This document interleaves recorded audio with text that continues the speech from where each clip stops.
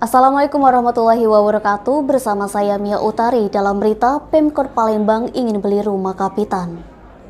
Wakil Wali Kota Palembang Fitriyanti Agustinda berkunjung ke Kampung Kapitan pada Kamis 2 Maret 2023. Dalam kesempatan itu Fitriyanti berdialog dengan pemilik rumah Kapitan yang sudah berusia 400 tahun.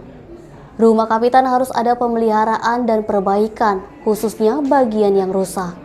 Fitriyanti Agustinda mengatakan rumah Kapitan sangat bersejarah dan harus dijamin keamanannya. Fitriyanti menyarankan kepada pemilik rumah Kapitan agar mengajukan permohonan bantuan kepada pemerintah Kota Palembang. Fitriyanti Agustinda mengingatkan nilai sejarah dan nilai budaya rumah Kapitan sangat tinggi, sehingga tidak boleh diperjualbelikan kepada pihak lain kecuali Pemkot Palembang. Perbaikan rumah Kapitan secara keseluruhan dapat dilakukan jika Pemkot Palembang mengambil ahli kepemilikannya.